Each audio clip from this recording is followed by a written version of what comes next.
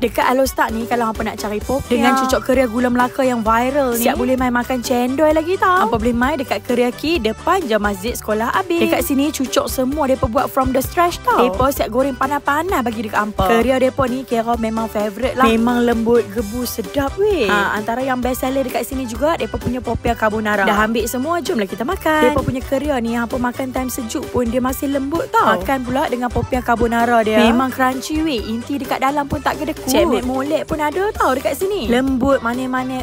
Sedap weh. Popiah sayur pun ada. Makan dengan sos dia full layan. Dekat sebelah gerai depa ada gerai cendol tau. Memang murah, RM3.50 je weh. Dengan bahan tak kedekut, memang puas hati lah. Kalau hampa nak yang pulut pun ada tau. Manis-manis berlemak, sedap. Paling kami suka dia punya coconut shake ni lah. Dengan harga murah macam ni, mana nak dapat weh. So kalau hampa nak main cari cucuk-cucuk ataupun cendol, lokasi stall depa depan je Abim Alostak. So tunggu apa lagi? Jangan lupa singgah.